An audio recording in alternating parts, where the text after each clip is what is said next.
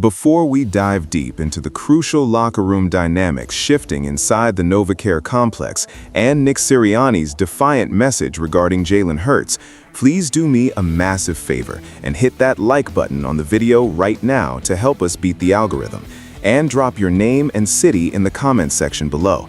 I want to see exactly where the passionate Philadelphia Eagles fan base is tuning in from today. Let's get straight to the reality of the situation, because the atmosphere surrounding this organization has been incredibly volatile over the last month. We are coming off a stretch that frankly tested the resolve of every single person in that building. After 3 consecutive losses to the Dallas Cowboys, the Chicago Bears, and the Los Angeles Chargers, the noise system around Jalen Hurts wasn't just loud, it was deafening. I have been monitoring the pulse of this fan base and the media landscape, and the calls for a change at quarterback were becoming a legitimate narrative in the Delaware Valley. People were questioning whether the defending Super Bowl champions were imploding in real time.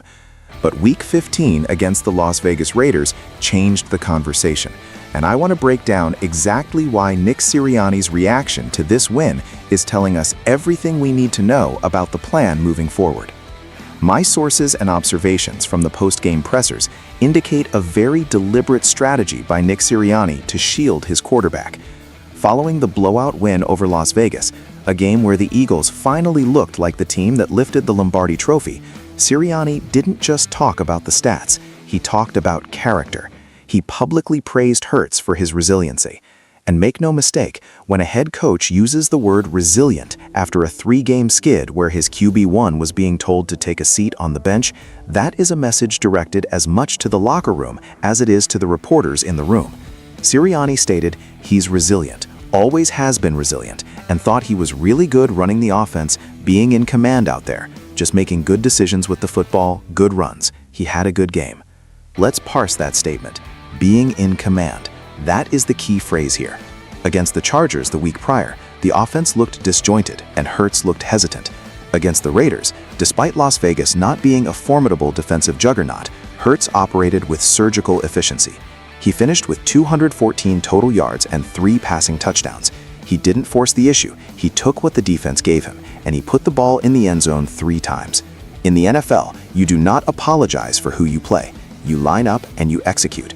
And for a quarterback who has been under the microscope, delivering a 31-point offensive explosion is the only way to silence the critics. I've been told that the tension inside the facility was palpable heading into this game. Losing to Dallas is always painful, but dropping games to Chicago and Los Angeles consecutively created a feeling of panic. The fact that fans were calling for Hurts to be benched in the final stretch of the regular season is a testament to how high the standards are in Philadelphia now. When you are the defending champs, patience is thin.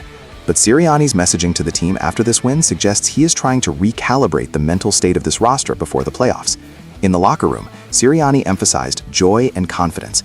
He told the team, "We had that joy and confidence." What a great example of you control your joy, you control your confidence. What a great lesson for life, nobody else.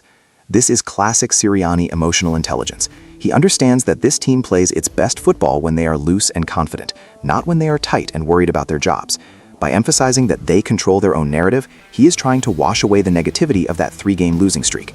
And frankly, Jalen Hurts' reaction to the win perfectly mirrors that stoic mindset we have come to expect from him. When asked about his bounce-back performance, Hurts gave a 5-word response that cuts through all the noise. "I wanted to win." That's simple. That simplicity is what the Eagles need right now. They don't need complex narratives, they need wins. And looking at the road ahead, this win against the Raiders was absolutely mandatory, because the schedule is about to present a significant challenge. The Eagles are back on track, yes, but they are now staring down a gauntlet to close out the season. They have the NFC East Division title in their sights, but it won't be handed to them.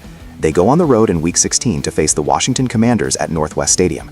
Then they face a powerhouse Buffalo Bills team in Week 17, followed by a rematch with Washington in Week 18. That is 3 weeks of high-intensity football where seeding and the division crown will be decided. The fact that Philadelphia faces Washington twice in the final 3 weeks means the Commanders are essentially the gatekeepers to the Eagles' postseason destiny.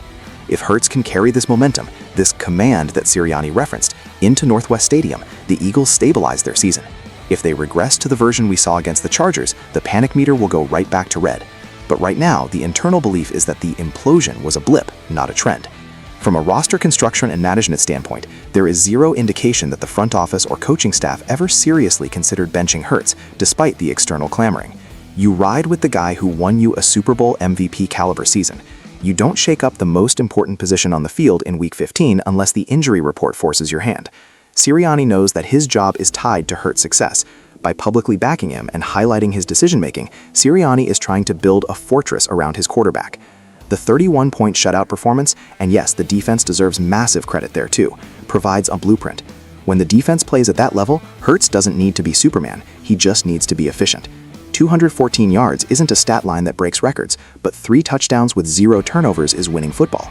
It's about complementary football, something that was sorely missing during the losing streak to the Cowboys, Bears, and Chargers. So where do we stand? The Eagles have stopped the bleeding. They have reminded the league that they can dominate inferior opponents.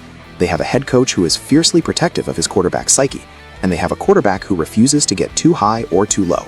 But the real test comes next week in Washington. The Raiders were a tune-up. The Commanders are a rivalry game with playoff implications. I want to hear from you guys now. Do you buy Nick Sirianni's message that Jalen Hurts is fully back in command, or do you think the performance against a weak Raiders team is masking bigger issues that will get exposed by Buffalo or Washington? Let me know your honest thoughts in the comments below.